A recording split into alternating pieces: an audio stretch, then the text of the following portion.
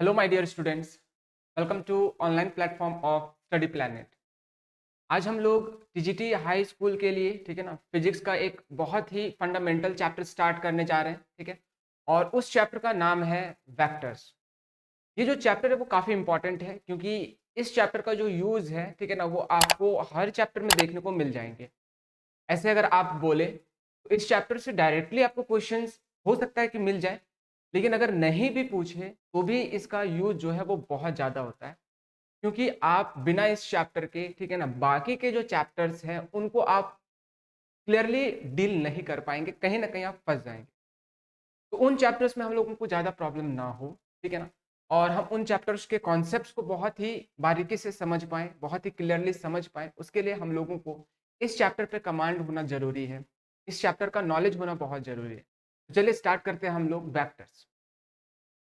तो हेडिंग लगाते हैं हम लोग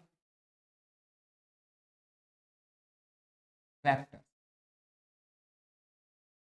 अब ये होता क्या है, ठीक है? वेक्टर्स होता क्या है सर? किस तरीके से रिप्रेजेंट करेंगे, ठीक है ना, कितने टाइप के वेक्टर्स होंगे, इनकी प्रॉपर्टीज क्या होंगी, इन सब चीज़ों को इस चैप्टर के अंदर हम लोग डिस्कस करने वाले हैं, ठीक है। तो देखो, इस वेक्टर का जो टर्म है, ठीक है ना, इसका डेफिनेशन हम लोग जानेंगे, इसका सर इंपॉर्टेंस क्या है। तो यहाँ पे देखो कि वेक्टर अगर हम लोग देखें कि सर ये होता क्या है, तो बेसिकली ये एक फिजिकल क्वांटिटी है। तो इस वेक्टर को पूरा डेफिनेशन समझने के लिए, वेक्टर के डेफिनेशन को समझने के लिए पहले हम लोग जानेंगे कि सर फिजिकल क्वांटिटी क्या होते हैं, क्योंकि बेसिकली जो फिजिकल क्वांटिटीज होते हैं उनको ही हम लोग क्लासिफाई करते हैं एज अ स्केलर और अ वेक्टर, ठीक है। अब तुम्हारे दिमाग में ये सवाल आ रहा होगा कि सर फिजिकल क्वांटिटी क्या है, इसके बारे में थोड़ा बताइए। उसके बाद हम लोग जानेंगे कि कौन कौन से फिजिकल क्वांटिटी वेक्टर्स होते हैं, वेक्टर्स की क्या क्या प्रॉपर्टीज होती हैं, ठीक है ना, उनकी क्या क्या लॉज होते हैं, उन सब चीज़ों को डिस्कस करेंगे। तो चलो यहाँ पे अगर हम लोग देखें तो सबसे पहले हम लोग डिस्कस करेंगे फिजिकल क्वांटिटी के बारे में, ठीक है?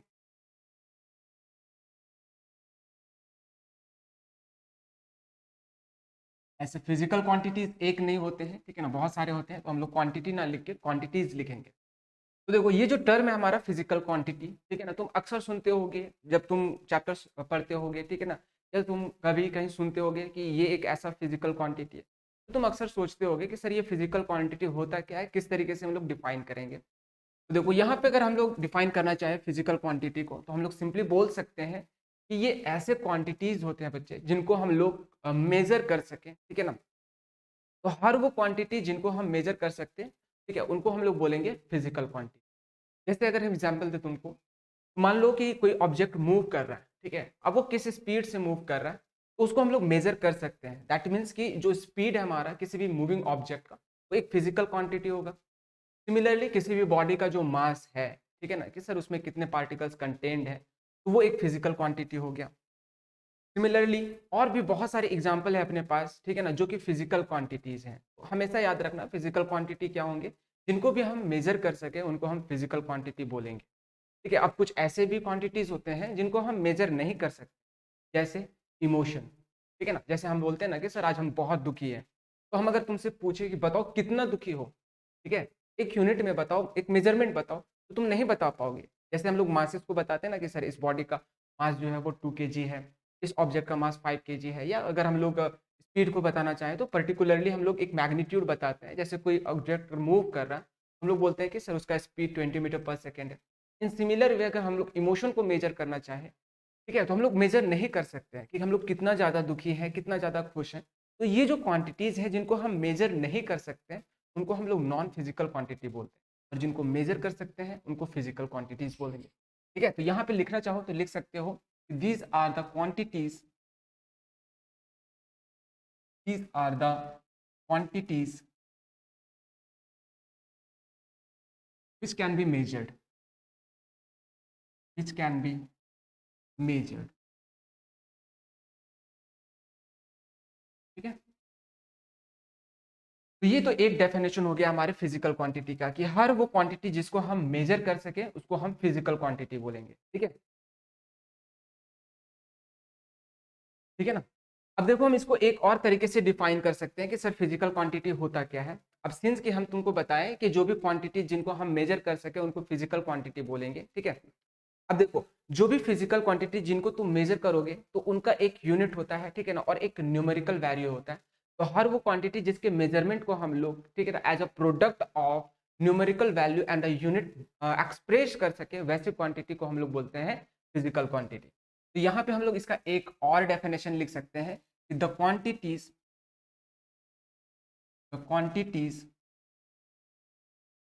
whose measurement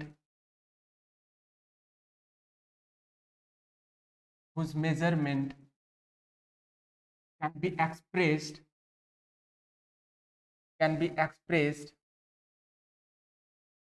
as a product of a numerical value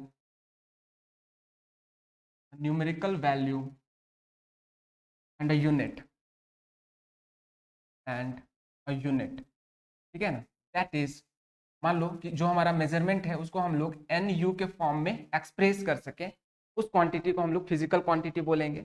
इसमें हमारा एन क्या होगा, तो उसके मेजरमेंट का वो न्यूमेरिकल वैल्यू, जैसे हम लोग किसी भी बॉडी के मास को बताते हैं तो कैसे बताते हैं, सर इसका मास है 5 kg, तो उसमें तुम देख रहे हो कि 5 जो है वो एक न्यूमेरिकल वैल्यू है, तो एन जो है वो उसके मेजरमेंट का न्यूमेरिकल वैल्यू रिप्रेजेंट करेगा, और यू जो है हमारा, ठीक है ना, ये उसके यूनिट को रिप्रेजेंट करेगा कि सर हम लोग मेजरमेंट को किस यूनिट में मेजर कर रहे हैं। तो चलो ये तो डेफिनेशन हो गया हमारे फिजिकल क्वांटिटी का। अब यहीं से हम लोग देखेंगे सर कितने टाइप के फिजिकल क्वांटिटीज होते हैं, फिर वहां से फाइनली हम लोग पहुंचेंगे वेक्टर्स के पास।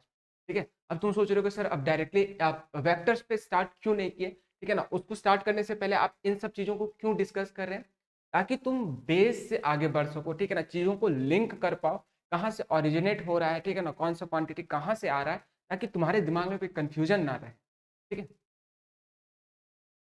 आगे, ठीक है। तो अब देखो यहाँ पे अगर हम लोग टाइप्स ऑफ फिजिकल क्वांटिटी की बात करें, क्लासिफिकेशन ऑफ फिजिकल क्वांटिटी की बात करें, तो देखो जब भी हम लोग किसी भी क्वांटिटी को, ठीक है ना, किसी भी चीजों को क्लासिफाई करते हैं तो ऑलवेज कोई एक बेस लेते हैं, और उसी बेसिस पे हम लोग क्या करते हैं कि उनका क्लासिफिकेशन करते हैं। बात समझ में आया, ठीक है। तो देखो यहाँ पे अगर हम लोग फिजिकल क्वांटिटी को क्लासिफाई करना है, ग्रुप में डिवाइड करना है, तो कोई एक बेस लेंगे, ठीक है। तो बेसिकली देखो कि जो हमारा फिजिकल क्वांटिटी का क्लासिफिकेशन होता है वो दो बेसिस पे होता है। एक तो होता है हमारा कि सर जो हमारा फिजिकल क्वांटिटी है वो अपने आप को डिफाइन करने के लिए सेल्फ सफिशिएंट है या किसी अदर क्वांटिटीज पे डिपेंड करता है। तो पहला ये एक बेसिस होगा कि जो हमारे फिजिकल क्वांटिटी है वो किसी दूसरे क्वांटिटीज पे डिपेंड करेंगे या सेल्फ सफिशिएंट है अपने आप को डिफाइन करने के लिए। That is on the basis of dependency on other quantities हम लोग क्लासिफाई करते हैं फिजिकल क्वांटिटी को। और दूसरा बेसिस जो होता है हमारा वो होता है on the basis of their magnitude and direction. मतलब कि जो हमारा फिजिकल क्वांटिटी है, ठीक है ना, उसको एक्सप्रेस करने के लिए, उसको रिप्रेजेंट करने के लिए हम लोगों को सिर्फ मैग्नीट्यूड की जरूरत पड़ेगी या मैग्नीट्यूड के साथ साथ डायरेक्शन का भी जरूरत पड़ेगा। उस बेसिस पे भी हम लोग उसका क्लासिफिकेशन करते हैं। तो नेक्स्ट यहाँ पे अगर हम लोग देखें क्लासिफिकेशन ऑफ, ठीक है ना, नेक्स्ट अगर हम लोग देखें क्लासिफिकेशन ऑफ फिजिकल क्वांटिटीज,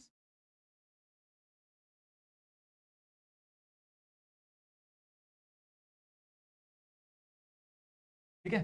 तो जैसा कि अभी हम तुमको बताएं कि जो हमारा फिजिकल क्वांटिटीज है उसको हम लोग दो बेसिस पे क्लासिफाई करते हैं। कौन कौन सा, पहला होगा हमारा कि ऑन द बेसिस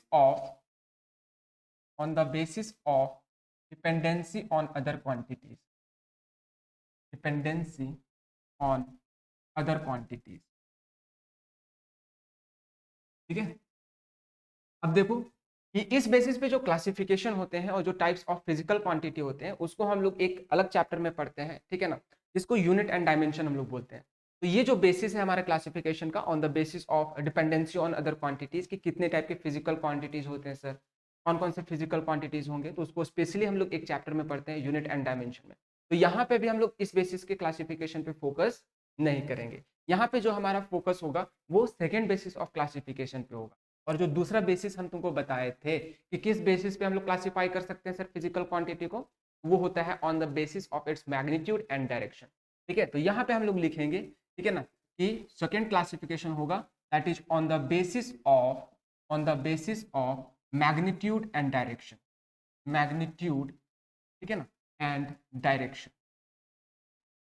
तो हमारा जो फोकस होगा इस बेसिस के क्लासिफिकेशन पे होगा और हम लोग देखेंगे कि sir on the basis of magnitude and direction जो फिजिकल क्वांटिटीज है उसको हम लोग कितने ग्रुप्स में डिवाइड कर सकते हैं, ठीक है। तो देखो अब अगर यहाँ पे हम लोग basis of magnitude and direction पे देखें, ठीक है, तो जितने भी फिजिकल क्वांटिटीज हैं बच्चे, ठीक है ना, उनको बेसिकली हम लोग दो ग्रुप में डिवाइड करते हैं, दो कैटेगरी में डिवाइड करते हैं।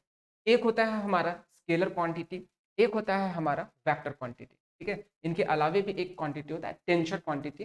बेसिकली अगर हम लोग देखें तो हर फिजिकल क्वांटिटी जो है ना वो टेंसर क्वांटिटी होता है। बेसिकली हम लोग स्केलर और वेक्टर को उनके रैंक पे क्लासिफाई करते हैं कि सर जो हमारा फिजिकल क्वांटिटी है उसका रैंक क्या है। उस बेसिस पे हम लोग किसी को बोल देते हैं स्केलर क्वांटिटी और एक को बोल देते हैं वेक्टर क्वांटिटी।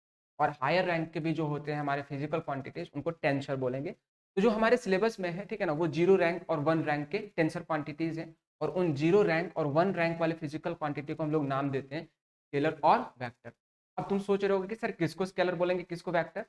अगर हम ऐसे बोले तो जो टेंसर क्वांटिटी जिनका रैंक 0 होता है उसको हम लोग ग्रुप में डालेंगे स्केलर क्वांटिटी के, और जिन फिजिकल क्वांटिटी का रैंक 1 होता है उनको हम लोग डालेंगे वेक्टर क्वांटिटी के ग्रुप में। तो बेसिकली हम लोग यहाँ पे सिर्फ ये फोकस करेंगे कि सर जो हमारा फिजिकल क्वांटिटी होगा on the basis of magnitude and direction तो दो टाइप के होंगे। एक होगा हमारा स्केलर क्वांटिटी, दूसरा होगा वेक्टर क्वांटिटी। तो यहाँ पे हम लोग बोल सकते हैं कि on the basis of magnitude and direction there are two type of physical quantities.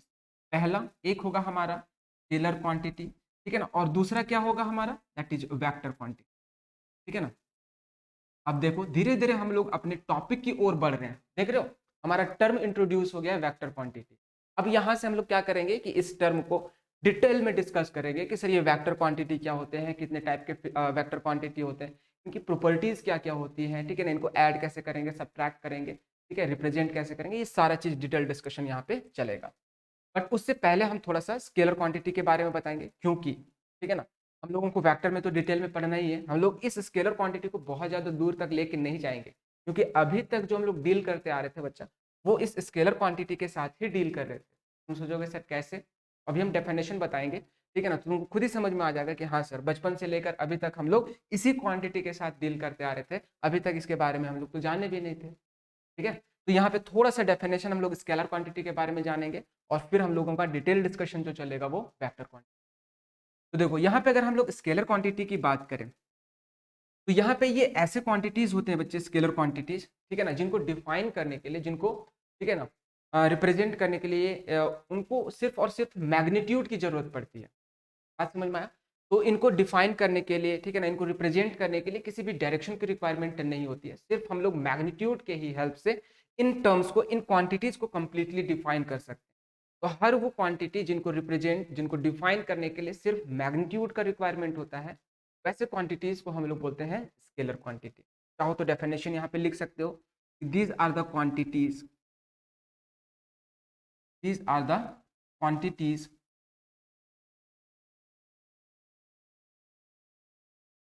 which can be which can be defined which can be defined completely by magnitude only, by magnitude only, ठीक है ना। तो इन quantities को define करने के लिए हम लोगों को ये नहीं बताना पड़ता है कि सर उस क्वांटिटी का डायरेक्शन क्या है, नहीं है, सिर्फ हम लोग मैग्नीट्यूड से ही उसको कंप्लीटली डिफाइन कर सकते हैं। अब जैसे तुमको कुछ एग्जांपल दे अगर हम स्केलर क्वांटिटी का, तो देखो जो हमारा मास होता है ना, ठीक है ना, वो एक स्केलर क्वांटिटी है। तो देखो अगर किसी ऑब्जेक्ट के मास को तुमको बताना है तो सिंपली हम लोग क्या बताएंगे, सर वो कितने अमाउंट में है, तो सिंपली उसके हम लोग मेजरमेंट को बताते हैं कि किसी भी ऑब्जेक्ट का मास जो है वो 5 kg का है। जैसे हम तुमको बता दिए कि उस ऑब्जेक्ट का मास है 5 kg, तो वहां से वो कंप्लीटली डिफाइन हो गया। तो वहां से हम लोगों को क्या पता चल गया कि सर उतना अमाउंट ऑफ पार्टिकल्स जो है वो कंटेंट करके रखा है। अब वो मास किस डायरेक्शन में है, नहीं डायरेक्शन में है, ठीक है, उससे कोई फर्क नहीं पड़ता है, ठीक है। तो यहाँ पे हम लोग क्या बोलेंगे कि मास हमारा जो है वो स्केलर क्वांटिटी। सिमिलरली और भी बहुत सारे क्वांटिटीज है, जैसे स्पीड हो गया। तो अगर कोई मूविंग ऑब्जेक्ट का, ठीक है ना, स्पीड बताना है कि कोई भी ऑब्जेक्ट कितना फास्ट या कितना स्लो मूव कर रहा है, तो हम लोग क्या करते हैं उसकी स्पीड को बताते हैं, ठीक है। लेट अस से कि कोई ऑब्जेक्ट जो है वो 20 मीटर पर सेकंड से मूव कर रहा है, तो वहां से हम लोगों को आइडिया लग गया कि सर हाँ उसका, ठीक है ना, कितना फास्ट या कितना स्लो वो मूव कर रहा है। अभी हम लोग इस बात से फर्क नहीं पड़ रहा कि वो किस डायरेक्शन में मूव कर रहा है, हम लोगों को बस ये जानना था कि वो कितना फास्ट या कितना स्लो मूव कर रहा है। तो वो उसके स्पीड से हम लोगों को पता चल गया। दैट मीन्स कि स्पीड भी कैसा क्वांटिटी हो गया, दैट इज स्केलर क्वांटिटी, ठीक है। ये एक तो डेफिनेशन हो गया।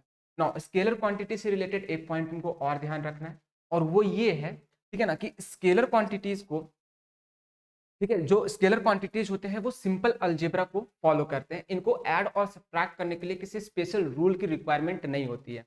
जैसे कि हम लोग जानते हैं कि मान लो अपने पास कोई दो ऑब्जेक्ट है डिफरेंट मासेस का, और उनको अगर हम लोग मिक्स कर दिए, और मिक्स करने के बाद हम तुमसे पूछे बताओ कि जो हम लोगों को बच्चा कंबाइंड करके मास मिला है, ठीक है ना, जो रिजल्टेंट मास मिला है उसका टोटल मास क्या होगा, तो तुम क्या करोगे, इंडिविजुअल बॉडीज के मास को डायरेक्टली ऐड कर दोगे। जैसे मान लो एक बॉडीज का मास था 2 kg, एक का मास था 5 kg, दोनों को हम मिक्स कर दिए, तो जो कंबाइंड मास होगा, दोनों का टोटल मास होगा, सिंपली क्या हो जाएगा 5 + 2 दैट इज 7 kg।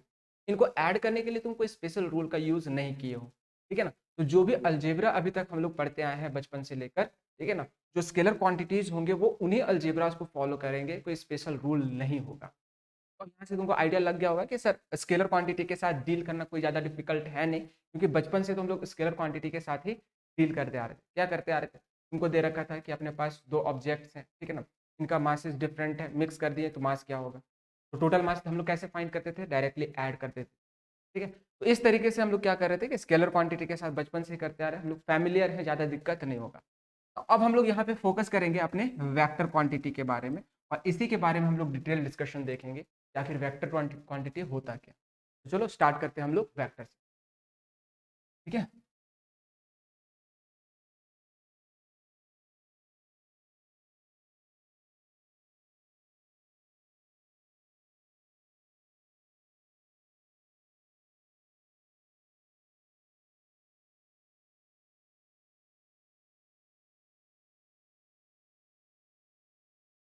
स्टार्ट करते हैं हम लोग वेक्टर, ठीक है।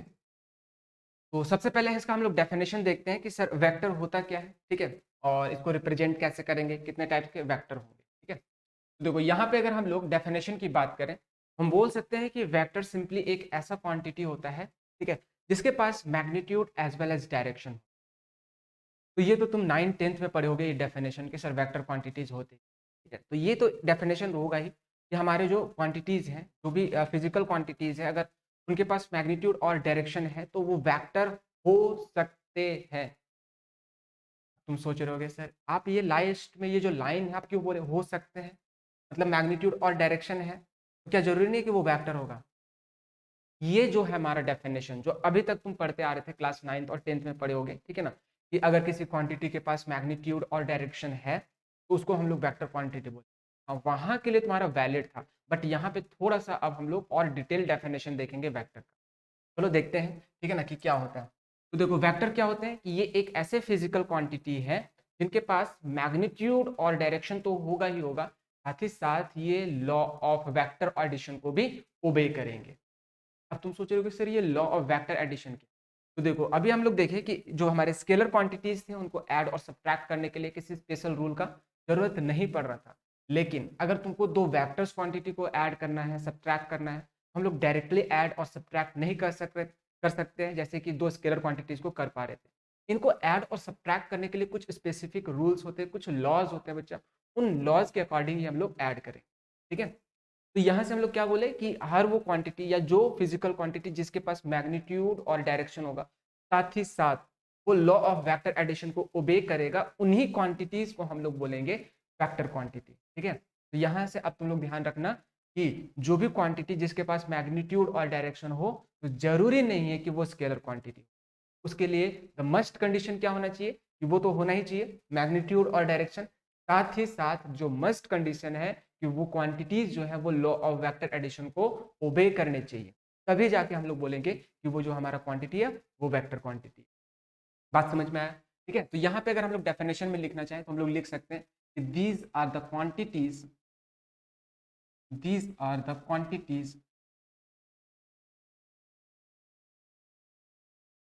which have magnitude and direction and obey law of vector addition, law of vector addition. अब तुम सोच रहे होगे सर ये लॉ ऑफ वेक्टर एडिशन क्या है, इसको हम लोग यहाँ पे डिटेल में डिस्कस करेंगे, तो उसके लिए भी ज़्यादा पैनिक नहीं करना है, बस ये भी ध्यान रखना है कि हर वो क्वांटिटी जिसके पास मैग्नीट्यूड और डायरेक्शन होगा, साथ ही साथ वो लॉ ऑफ वेक्टर एडिशन को ओबे करेगा, उन्हीं फिजिकल क्वांटिटीज को हम लोग बोलेंगे वेक्टर। ठीक है, अब जैसे देखो तुमको कुछ एग्जांपल्स देते हैं हम वेक्टर क्वांटिटी का। ठीक है, तो यहाँ पे अगर हम लोग एग्जांपल देखें कि सर हमारा कौन कौन सा जो फिजिकल क्वांटिटी है वो वेक्टर होगा, तो यहाँ पे ऐसे बहुत सारे क्वांटिटीज हैं। ठीक है ना, जैसे तुम क्लास 9th और 10th में पढ़े होगे कि एक टर्म आता है हमारा मोशन में, दैट इज वेलोसिटी। तो ये जो हमारा टर्म है वेलोसिटी एक वेक्टर क्वांटिटी है। अब तुम बोल रहे हो सर इसमें क्या खास बात है, तो देखो वेलोसिटी क्या होता है ना कि किसी भी मूविंग ऑब्जेक्ट का जो स्पीड होता है अलॉन्ग विथ डायरेक्शन। तो वेलोसिटी में हम लोग क्या करते हैं कि किसी भी बॉडी के, मूविंग बॉडी के, ठीक है ना, स्पीड को बताते हैं और साथ ही साथ ये भी बताते हैं कि सर वो किस डायरेक्शन में जा रहा है, वो स्पीड जो है वो किस डायरेक्शन में। ठीक है, तो यहाँ पे हम लोग देख रहे हैं कि वेलोसिटी जो है हमारे, उसके पास magnitude as well as direction दोनों ही है। और साथ ही साथ क्या होगा कि जो हमारा वेलोसिटी है वो लॉ ऑफ वेक्टर एडिशन को ओबे करेगा। मतलब कि अगर तुम किसी एक मूविंग बॉडीज के तो वेलोसिटीज को ऐड करना चाहोगे तो तुम डायरेक्टली ऐड नहीं कर सकते हो, उसको कुछ रूल्स के अकॉर्डिंग, कुछ लॉज के अकॉर्डिंग ही ऐड करना पड़ेगा। ठीक है, तो ये एक एग्जाम्पल हो गया। दूसरा एग्जाम्पल अगर हम लोग देखें तो जो दूसरा एग्जाम्पल होता है ये होता है डिस्प्लेसमेंट।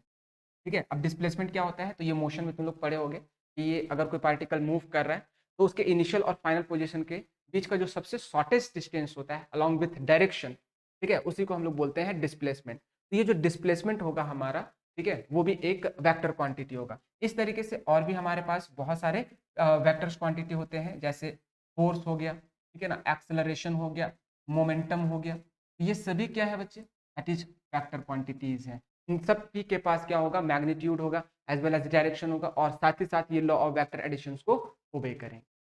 आई होप ये तुम लोगों को क्लियर होगा सिर्फ डेफिनेशन कि वेक्टर होता क्या है। ठीक है, तो देखो यहाँ तक अगर तुम लोगों को क्लियर है तो अब यहाँ से हम लोग आगे बढ़ सकते हैं। ठीक है, अब हम लोग देखेंगे कि सर वेक्टर को अगर रिप्रेजेंट करना हो तो कैसे रिप्रेजेंट करेंगे, क्या क्या तरीका होगा रिप्रेजेंट करने का। तो जो नेक्स्ट टॉपिक होगा हमारा वो होगा रिप्रेजेंटेशन ऑफ वेक्टर।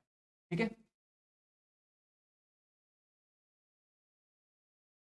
चलो तो हेडिंग लगा लो एक बार, रिप्रेजेंटेशन ऑफ वेक्टर।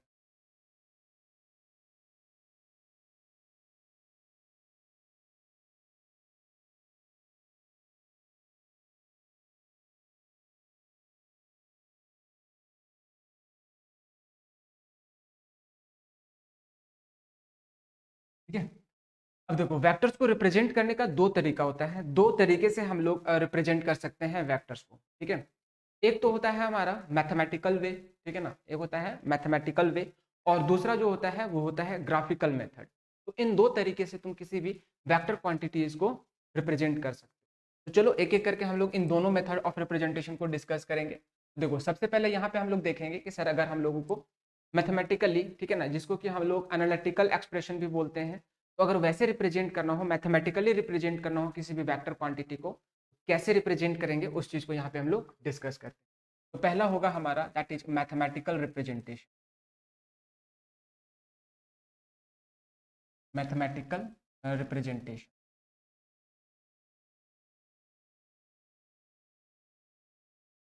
देखो मैथमेटिकल रिप्रेजेंटेशन में हम लोग क्या करते हैं कि कोई भी अगर हम लोगों के पास वेक्टर क्वांटिटी है तो उसको हम लोग एक अल्फाबेट से रिप्रेजेंट करेंगे। ठीक है ना, हम लोगों के पास 26 अल्फाबेट्स होते हैं, तो उनमें से किसी भी एक अल्फाबेट से रिप्रेजेंट करते हैं और उस अल्फाबेट को थोड़ा सा हम लोग बोल्ड कर देते हैं। ठीक है ना, तो मान लो कि अपने पास कोई एक फिजिकल क्वांटिटी है, लेटर से ए।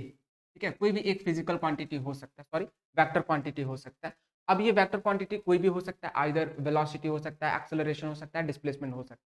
तो अगर तुमको कभी भी किसी वेक्टर क्वांटिटी को मैथमेटिकली रिप्रेजेंट करना है बच्चा, तो हम लोग क्या करते हैं कि उसको एक बोल्ड कैपिटल लेटर से रिप्रेजेंट करते हैं। ठीक है ना, बोल्ड बोल्ड। तो इसको हम लोग क्या करेंगे कि जो हमारा अल्फाबेट है इसको थोड़ा सा मोटा कर देंगे, मतलब जो नॉर्मल फॉन्ट होता है हमारा लेटर्स का, ठीक है ना, उससे इसको हम लोग थोड़ा सा मोटा रखेंगे, बोल्ड रखेंगे। ठीक है, तो ये जो हमारा रिप्रेजेंटेशन होगा वो एक वेक्टर क्वांटिटी का।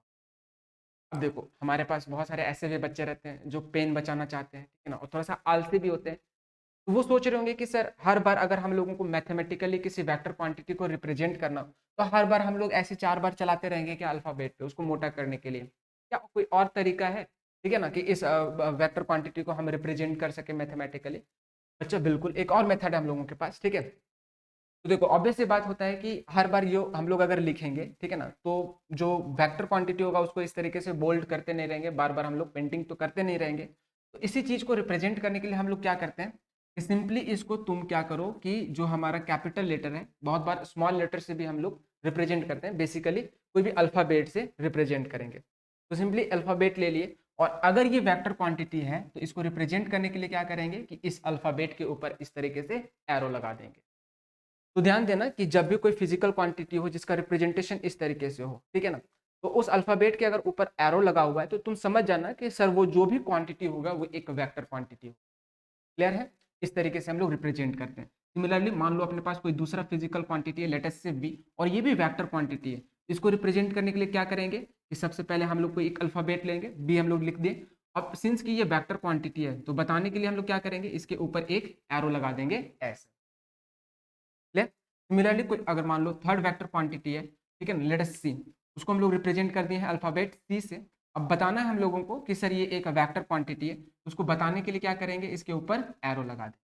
ठीक है? इन सिमिलर वे बहुत बार क्या होगा कि कुछ फिजिकल क्वांटिटी को हम लोग स्मॉल लेटर से भी रिप्रेजेंट करेंगे। तो यहाँ पे ये चीज पे रिजिड मत रहना कि सर हम लोग सिर्फ कैपिटल लेटर से ही फैक्टर्स को रिप्रेजेंट करेंगे और उसके ऊपर एरो लगा देंगे। बहुत बार क्या होगा कि स्मॉल लेटर से भी रिप्रेजेंट करेंगे, बस उसके ऊपर हम लोग क्या करेंगे, एरो लगा देंगे। ठीक है? तो लेटर से मान लो कभी कोई फिजिकल क्वांटिटी को रिप्रेजेंट करना है और उसको हम स्मॉल लेटर ए से रिप्रेजेंट किए, और सिंस हमको बताना है कि सर ये वेक्टर क्वांटिटी है तो इसके ऊपर हम एरो भी लगाएंगे। तो यहाँ से हम लोगों को समझ में आएगा कि ये वेक्टर क्वांटिटी है। ठीक है? सिमिलरली मान लो अपने पास कोई दूसरा वेक्टर क्वांटिटी है जिसको हम स्मॉल बी से रिप्रेजेंट किए, ठीक है ना, इसके ऊपर हम एरो लगा दिए। क्या ये चीज क्लियर है?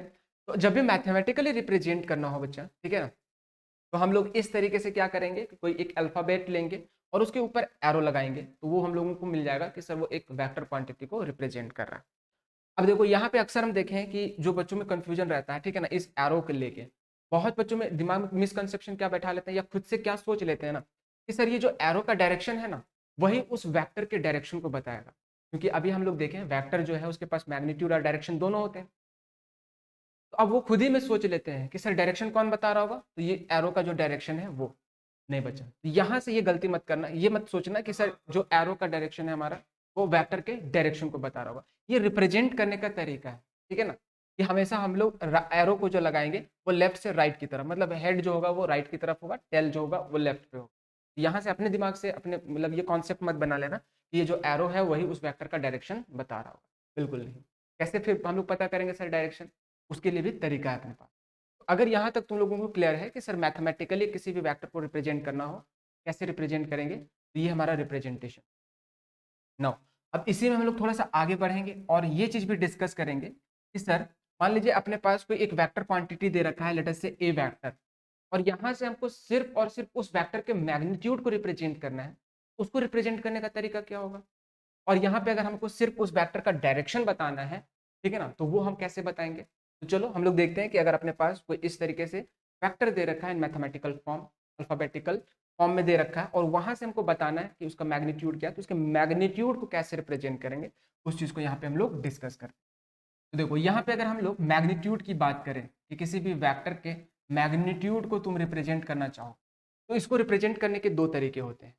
पहला तरीका ये होता है कि जो तुमको वेक्टर दे रखा है ना उसके ऊपर से तुम एरो को हटा दो और सिंपली उस अल्फाबेट को तुम लिख दो, ठीक है ना। तो कहीं भी अगर तुमको किसी वेक्टर क्वांटिटी को रिप्रेजेंट किया गया है जिसमें कि एरो नहीं लगाया, तो वहां पे एक चीज का ध्यान रखना कि अगर वो बोल्ड किया हुआ है दैट मीन्स कि वो पूरा कंप्लीट वेक्टर है, मतलब उसके पास मैग्नीट्यूड और डायरेक्शन दोनों ही है। लेकिन अगर नॉर्मल फॉन्ट से लिखा हुआ है और एरो नहीं लगा हुआ है बच्चा, तो वहां पे समझ जाना कि वो उसके मैग्नीट्यूड को रिप्रेजेंट कर रहा है। ठीक है? तो एक तरीका हम तुमको क्या बताया है मैग्नीट्यूड को रिप्रेजेंट करने का, तो सिंपली क्या करो कि जो हमारा वेक्टर है उसके ऊपर से एरो को हटा दो, सिर्फ उस अल्फाबेट को लिख दो। तो जैसे यहाँ पे अगर हम वेक्टर ए के मैग्नीट्यूड को बताना तो सिंपली हम ए लिख देंगे। तो ये तो एक तरीका हो गया। अब दूसरा तरीका क्या होगा? तो देखो अब कुछ बच्चे बोल रहे होंगे कि सर अगर हम एरो ना हटाना चाहें फिर हम मैग्नीट्यूड को रिप्रेजेंट करना चाहें तो कैसे कर सकते हैं? तो देखो उस केस में हम लोग क्या करेंगे ना कि जो हमारा वेक्टर है, ठीक है ना, ये जो हमारा ए वेक्टर है इसके दोनों साइड में तुम मॉड लगा दो, ठीक है ना, दो पैरेलल लाइंस खींच। तो कभी भी वेक्टर के सामने इस तरीके से मॉड लगे हों तो समझ जाना कि वो मॉड ऑफ ए वेक्टर क्या रिप्रेजेंट कर रहा है, उसका मैग्नीट्यूड। तो ये दो तरीके से तुम किसी भी वेक्टर के मैग्नीट्यूड को रिप्रेजेंट कर सकते हो। क्लियर है? तो ये तो बात हो गया मैग्नीट्यूड का। नाउ नेक्स्ट अब हम लोग देखते हैं कि सर अगर हम लोगों को इस वेक्टर का डायरेक्शन बताना हो, ठीक है ना, तो डायरेक्शन हम कैसे बताएंगे? ठीक है, अब देखो डायरेक्शन को भी हम दो तरीके से बताएंगे। पहला तो जो तरीका होगा वो होगा, ठीक है ना, कि आप उस वेक्टर का यूनिट वेक्टर फाइंड कर लें। तो सर ये यूनिट वेक्टर क्या होता है, कैसे हम लोग फाइंड करते हैं, उसको हम लोग डिटेल में डिस्कस करेंगे। बस अभी के लिए ये याद रखना कि अगर डायरेक्शन बताना है तो पहला तरीका क्या होगा बच्चा, कि आप उसके यूनिट वेक्टर को फाइंड कर लें। क्यों? क्योंकि यूनिट वेक्टर जो होता है वो एक ऐसा वेक्टर है जिसका मैग्नीट्यूड तो यूनिटी होता है, सिर्फ और सिर्फ उसके पास डायरेक्शन हो, वो उस वेक्टर के डायरेक्शन को रिप्रेजेंट कर। बात समझ में आया? जब भी तुमको डायरेक्शन बताना हो तो पहला तरीका क्या होगा, बाय यूनिट वेक्टर, कि उस वेक्टर का आप यूनिट वेक्टर फाइंड कर लें। ठीक है, अब तुम सोच रहे होगे कि सर यूनिट वेक्टर को रिप्रेजेंट कैसे करते हैं और फाइंड कैसे करेंगे। ठीक है, तो देखो जब भी तुमको किसी वेक्टर का यूनिट वेक्टर फाइंड करना हो तो तुम क्या करना, सॉरी रिप्रेजेंट करना हो तो कैसे रिप्रेजेंट करेंगे, कि उस वेक्टर के ऊपर जो एरो लगा हुआ है ना बच्चा, उसको हटा देना और उसके ऊपर एक कैप लगा देना, बर्थडे वाला जो कैप होता है ना, टोपी, वो पहना देना। तो जब भी किसी वेक्टर के, ठीक है ना, जो अल्फाबेट है, जो जो रिप्रेजेंटेशन है, जो सिंबल है, उसके ऊपर अगर कैप लगा हुआ है तो समझ जाना कि वो उसके यूनिट वेक्टर को रिप्रेजेंट कर रहा है। तो देखो जैसे यहाँ पे अगर हम वेक्टर ए के यूनिट वेक्टर को रिप्रेजेंट करना है, हम लोग कैसे रिप्रेजेंट करेंगे, तो इसके ऊपर से तुम एरो को हटा दो और एरो की जगह क्या करो कि एक कैप लगा दो। हम लोग क्या पढ़ते हैं इसको, एक कैप या ए हैट पढ़ेंगे। ठीक है, तो जब भी किसी भी वेक्टर के सिंबल के ऊपर ये कैप लगा हो तो तुम समझ जाना कि वो यूनिट वेक्टर को रिप्रेजेंट कर रहा है, मतलब कि उसके पास सिर्फ और सिर्फ डायरेक्शन है, मैग्नीट्यूड यूनिटी है। तो ये तो एक तरीका हो गया डायरेक्शन को रिप्रेजेंट करने का। ठीक है, अब यहाँ पे थोड़ा सा ये भी देख लो कि अगर सर हम लोगों को ये यूनिट वेक्टर फाइंड करना हो तो कैसे हम लोग फाइंड करेंगे। तो हम लोग सिंपली क्या करेंगे ना, यूनिट वेक्टर फाइंड करने के लिए कि जो भी हमारा वेक्टर होगा हम उसके मैग्नीट्यूड से उसको डिवाइड कर दें, डिवाइडेड बाय ए। अब ये आया कैसे, तो अभी हम लोग देखेंगे। ठीक है ना, तो ये यूनिट वेक्टर फाइंड करने का तरीका होता है। दूसरा मेथड क्या होगा सर डायरेक्शन को बताने का, तो देखो अभी हम लोग जो सेकंड मेथड पढ़ेंगे रिप्रेजेंटेशन ऑफ ग्राफ का, सॉरी वेक्टर का, ठीक है ना, तो वो होता है हमारा ग्राफिकल मेथड। ग्राफिकल मेथड से भी हम लोग वेक्टर को रिप्रेजेंट कर सकते हैं। और ग्राफिकल मेथड में बेसिकली हम लोग क्या करते हैं बच्चा, किसी भी वेक्टर को एक एरो से रिप्रेजेंट करते हैं। अब देखो यहाँ पे जब हम लोग ग्राफिकली रिप्रेजेंट करेंगे तो उस केस में क्या होगा कि वो जो हमारा वेक्टर होगा वो एक रेफरेंस लाइन के साथ किसी पर्टिकुलर एंगल पे होगा। जैसे अगर एग्जांपल से समझाएं तुमको, मान लो कि हम ग्राफिकली क्या किए, किसी एक वेक्टर को रिप्रेजेंट किए। तुम जान रहे हो कि सर ग्राफिकली तो हम लोग एक एरो से रिप्रेजेंट करेंगे, इसको भी हम लोग डिटेल में डिस्कस करेंगे। अब तुम देख रहे हो कि जो हमारा एरो है वो पर्टिकुलर डायरेक्शन में है, और उसके डायरेक्शन को बताने के लिए क्या करेंगे, तो ये देखेंगे कि सर किसी रेफरेंस लाइन के साथ ये वेक्टर कितना एंगल बना रहा है। जैसे मान लो कि यहाँ पे हम रेफरेंस लाइन लिए हैं ये वाला, ठीक है ना, तो ये हमारा रेफरेंस लाइन है, तो तुम देख रहे होगे, ठीक है ना, कि ये जो हमारा वेक्टर है वो इस रेफरेंस लाइन के साथ कुछ ना कुछ एंगल बना रहा है, लेट अस से थीटा। तो जब अगर हम लोग इसके एंगल को मेंशन कर देंगे ना कि रेफरेंस के साथ वो कितना एंगल बना रहा है, तो उस एंगल के हेल्प से भी हम लोग क्या कर सकते हैं, ठीक है ना, कि उसके डायरेक्शन को रिप्रेजेंट कर सकते हैं। तो ये दो मेथड होगा हमारा, ठीक है ना, डायरेक्शन को बताने का। अब देखो जैसे तुम यहाँ पे मैग्नीट्यूड और डायरेक्शन को इंडिविजुअली रिप्रेजेंट करना सीख गए, तो अब इन वेक्टर्स को हम लोग कैसे रिप्रेजेंट करेंगे वो भी हम लोग देखते हैं। अब देखो फाइनली अगर तुमको इस वेक्टर ए को रिप्रेजेंट करना है, तो अगर तुमको किसी वेक्टर को कंप्लीटली डिफाइन करना है तो हम लोग जानते हैं उसके पास दो चीजें होनी चाहिए, एक तो मैग्नीट्यूड और दूसरा डायरेक्शन। तो जब भी तुम किसी वेक्टर को रिप्रेजेंट करो तो क्या करोगे कि जो भी उसका मैग्नीट्यूड है उसके साथ में तुम उसके डायरेक्शन को मल्टीप्लाई कर दो, तो अपने को पूरा वो कंप्लीट वेक्टर मिल जाएगा। जैसे इस केस में देखो कि वेक्टर ए को अगर कंप्लीटली रिप्रेजेंट करना है, हम क्या करेंगे बच्चा, जो भी इसका मैग्नीट्यूड होगा, और मैग्नीट्यूड को हम लोग कैसे रिप्रेजेंट करेंगे, आइदर ए से सिंपली उसके ऊपर से एरो हटा देंगे, या क्या होगा मॉड ऑफ ए वेक्टर हम लोग ले लेंगे। तो यहाँ पे हम पहला वाला यूज कर रहे हैं, तो हम क्या किए कि जो भी इसका मैग्नीट्यूड है हम उसके डायरेक्शन से मल्टीप्लाई कर दिए, और उसका डायरेक्शन को कैसे रिप्रेजेंट करेंगे, तो जो भी उसका यूनिट वेक्टर होगा दैट इज ए कैप। तो यहाँ पे देखो कि इस ए कैप से मल्टीप्लाई कर देंगे, तो ये इसका मैग्नीट्यूड बता रहा है और ये इसका डायरेक्शन, तो यहाँ से अपने को ये कंप्लीट वेक्टर मिल गया। ठीक है, तो इस तरीके से तुम किसी भी वेक्टर को एक्सप्रेस कर सकते हो। अब देखो जो यहाँ पे तुमको हम बताए थे कि सर किसी भी वेक्टर का यूनिट वेक्टर क्या होगा, कि उस वेक्टर को उसके मैग्नीट्यूड से डिवाइड कर देंगे, वही चीज यहाँ से आया। अब ए कैप फाइंड करना है तो उसके मैग्नीट्यूड को इधर डिवाइड कर दो तो तुमको ए कैप मिल जाएगा। इस चीज को हम लोग यहाँ पे डिस्कस भी करें।